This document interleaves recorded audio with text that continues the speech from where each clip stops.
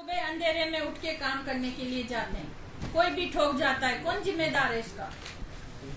तो I card बता रही हूँ, उसको उसके अंदर एंट्री करके सबका आई कार्ड अच्छे से बने, ताकि कोई कहाँ पर उसको नहीं रोके।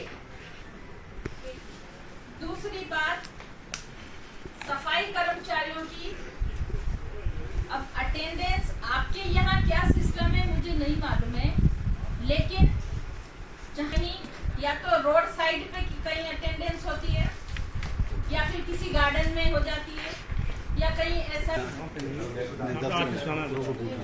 ऑफिस में बायोमेट्रिक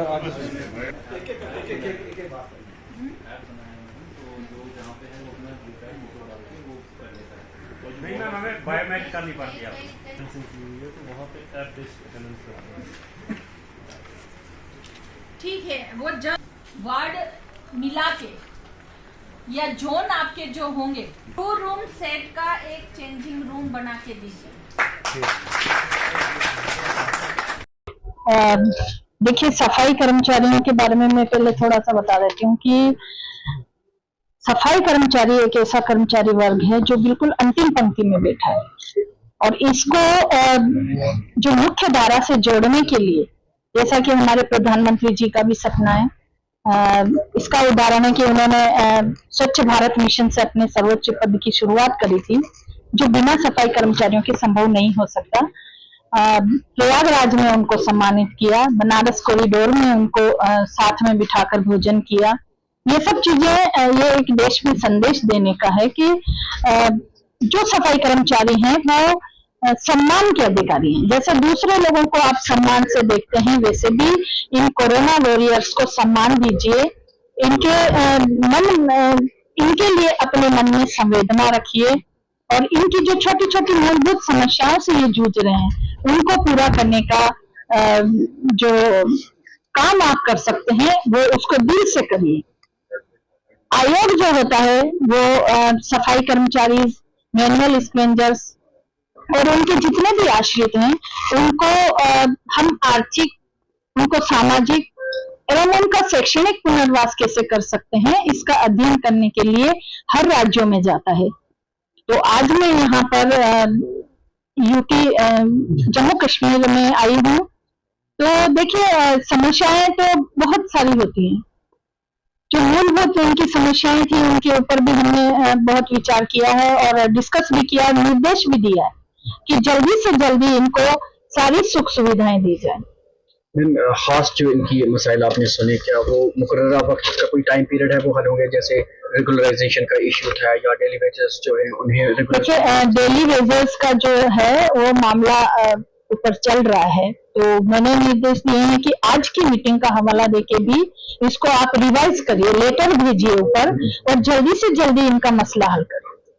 तो जहां तक हो सकेगा, मुझे लगता है कि कुछ ना कुछ निर्णय जल्दी ही आ जाएंगे। तो अभी आपने नोटिस किया एक चीज का, जिसमें MS एक्ट की बात आप कर रही थी, तो थोड़ा उस बारे में बताइए, किस मसला क्या था, क्या संज्ञान लिया आपने और उसमें क्या आदेश? देखिए, एक कुलगांव था ना, कुलगांव में सीवर डेट हुई थी 19/4/2024 को।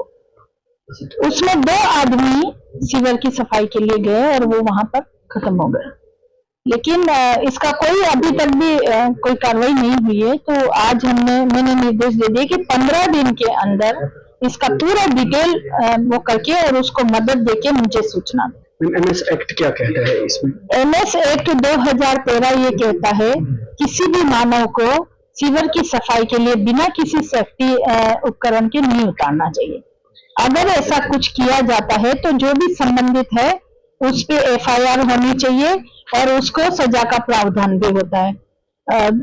माना कि जो पीड़ित है उसके परिवार को हम जो कोर्ट के आदेशानुसार 10-10 लाख की सहायता देते हैं, लेकिन एक जान की कीमत ये पैसे नहीं होते। तो जहां तक हो MS एक्ट, यानी कि मैनुअल स्क्रीनिंग या हैजार्डस स्क्रीनिंग जो बोलते हैं, हम उसको करवाना ही नहीं है। किसी भी इंसान को सीवर की सफाई के लिए उतारना ही नहीं है, चाहे प्राइवेट फर्म हो, चाहे कोई कॉर्पोरेशन हो, म्यूनिसिपैलिटी हो, कुछ भी हो, कहीं भी हो, कहीं पे भी किसी मानव को नहीं उतारना।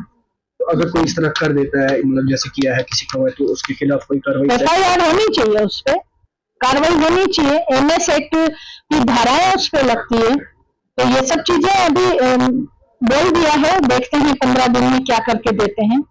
और हाल ही में इसका रिवाइज हुआ है, 10 लाख की आंशिक सहायता को अक्टूबर 2023 में रिवाइज करके 30 लाख किया गया है। कोई परमानेंट अगर डिसेबल हो जाता है, काम करने में सक्षम नहीं रहता, तो उसको 20 लाख की सहायता दी जानी चाहिए, और जो टेम्परेरी होता है उसको 10 लाख की सहायता। ज़ाती तौर पर आपने जो मीटिंग ली, क्या आपको लगा कि इसको स्ट्रीमलाइन कहीं करने की कहीं जरूरत है, और अनगिनत मसाइल हैं जो जैसे जीएडी के साथ मसले कहीं उलझे रुके हुए हैं, तो आपस में एक तालमेल की जरूरत है? बिल्कुल है। देखिए, आयोग जो होता है वो आता है, मीटिंग करता है, लेकिन उसका एक्शन टेकन लेना बहुत जरूरी है।